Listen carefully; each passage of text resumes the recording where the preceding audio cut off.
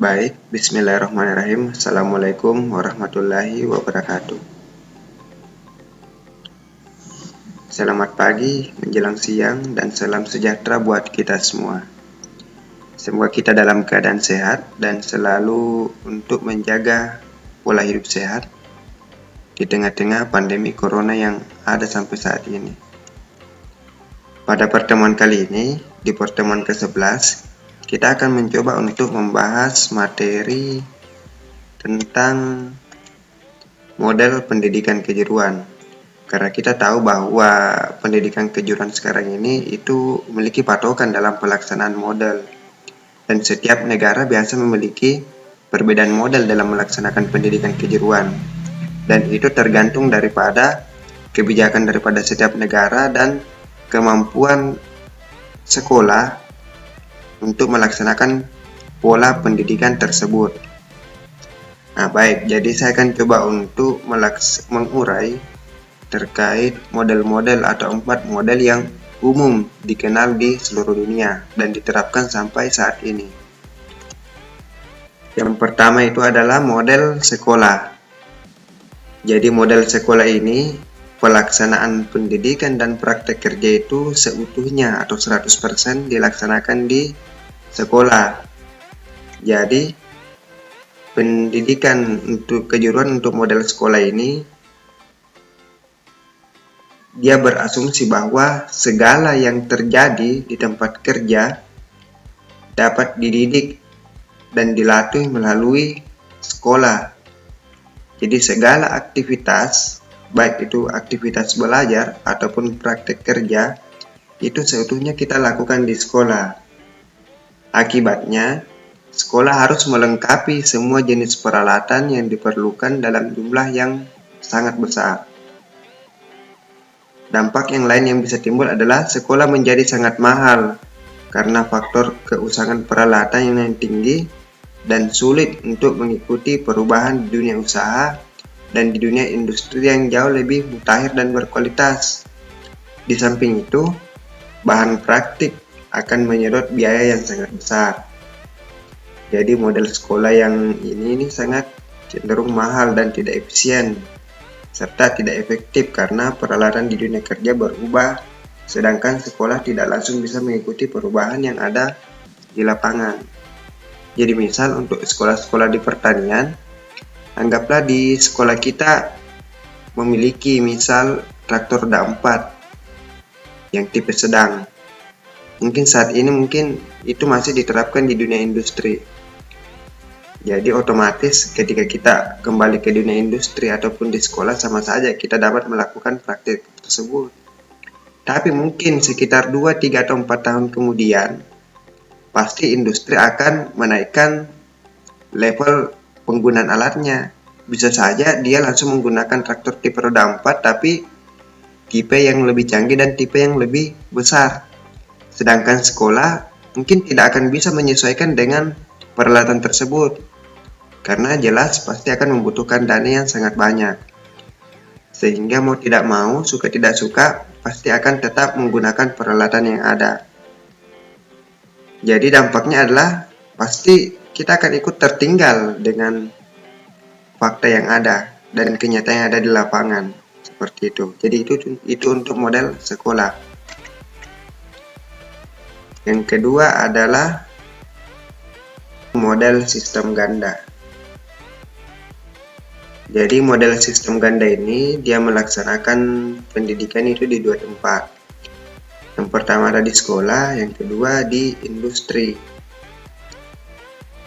Jadi model sistem ganda ini adalah model penyelenggaraan pendidikan dan latihannya yang memadukan antara pemberian pengalaman belajar itu dilakukan di sekolah dan pengalaman kerja syarat nilai dilakukan di dunia usaha.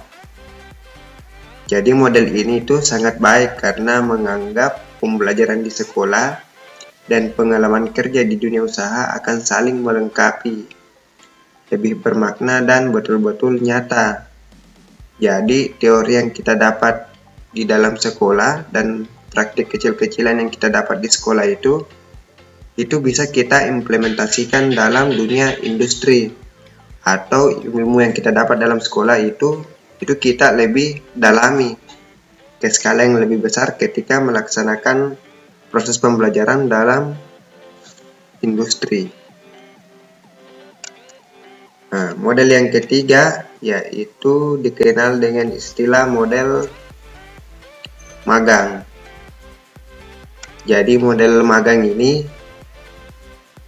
seluruh proses pelaksanaan pendidikan itu sepenuhnya diberikan kepada industri. Jadi seluruh kegiatan pemberian materi yang sifatnya profesional dan praktek kerja itu dilakukan oleh industri. Sedangkan sekolah dalam hal ini hanya sebagai penyedia kurikulum dan memberikan materi tentang pelajaran normatif dan adaptif seperti bahasa Indonesia, bahasa Inggris, olahraga, pendidikan agama, dan lain-lain yang sifatnya mata pelajaran umum dan dasar. Jadi, di sini tetap memadukan antara kombinasi sekolah dan industri. Tapi, materi di sekolah itu sifatnya dia lebih umum. Jadi, semua yang dasar itu disampaikan lewat sekolah. Sedangkan semua materi teknis terkait masalah keprofesionalan, misalnya keteknikan pertanian, itu diberikan oleh pihak industri. Dan begitu pun juga dengan praktek kerjanya itu dilakukan semua melalui tempat industri. Jadi ini untuk model magang. Tapi dengan ketentuan bahwa MOU atau kerjasama antara sekolah dan industri ini betul-betul harus sudah diperjelas satu sama lain. Dan setahu saya bahwa model magang ini itu sudah banyak dikembangkan di negara-negara yang sudah maju. Kemudian model keempat adalah model school-based enterprise.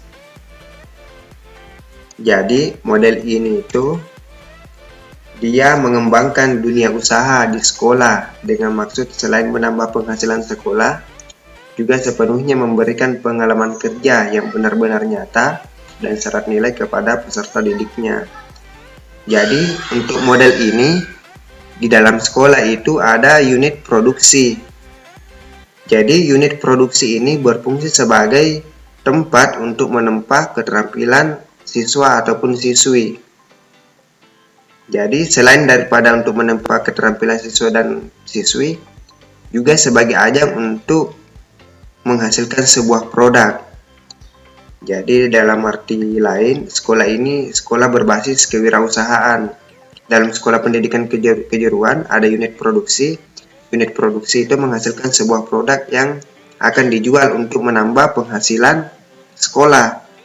Jadi di luar daripada kemampuannya untuk melakukan pemberian keterampilan ataupun pemahaman, sekolah ini juga memberikan salah satu keterampilan baru, yaitu melakukan produksi produk dalam menumbuhkan jiwa kewirausahaan. Nah, seperti itu. Nah, baik. Jadi berdasarkan materi yang sudah saya paparkan tadi dari 4 model yang ada, jadi di sini ada kerja mandiri yang kalian harus kerjakan.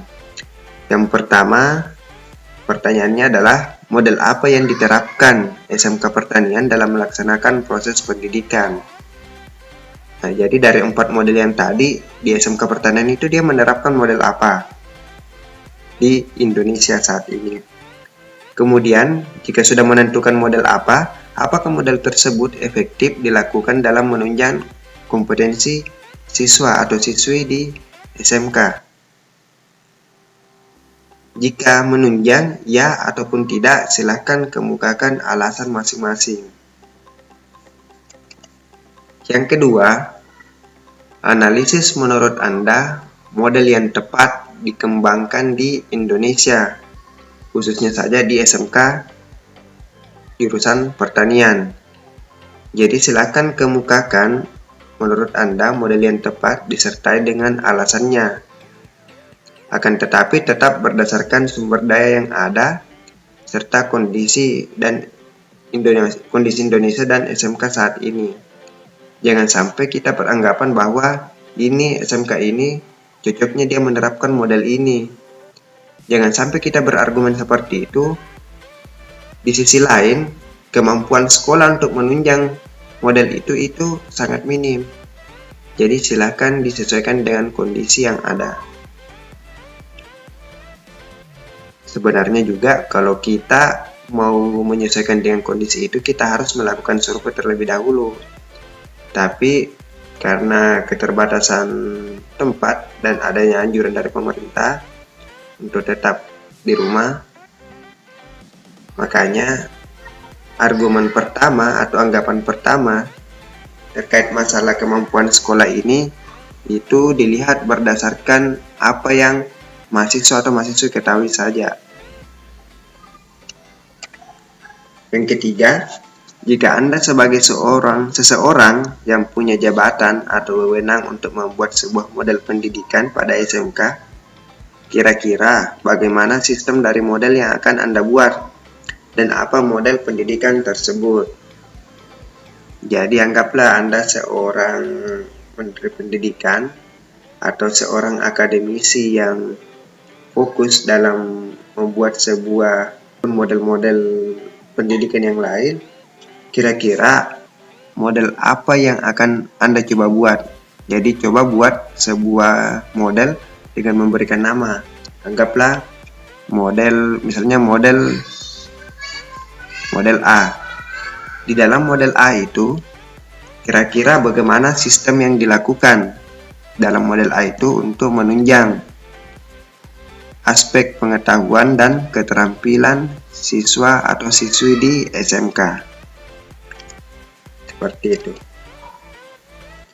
Nah, dari 3 tugas mandiri yang tadi, jadi prosedur pengumpulan tugasnya itu seperti ini. Yang pertama, jawaban dari masing-masing soal dibuat dalam bentuk video masing-masing mahasiswa atau peserta dengan menyebutkan nama dan NIM masing-masing. Jadi silakan buat video, sebutkan nama dan NIM masing-masing, kemudian komentar Anda terkait 3 soal tugas mandiri yang telah saya berikan. Kemudian video yang telah dibuat itu pengumpulannya bisa atau pengunggahannya bisa 2 opsi. Yang pertama, video dapat diunggah pada YouTube. Kemudian unggah identitas Anda dan link YouTube di link ini, https bit.ly dan seterusnya. Ini untuk opsi pertama. Kemudian untuk opsi kedua, video dan identitas dapat diunggah langsung di link yang telah saya berikan pada opsi kedua.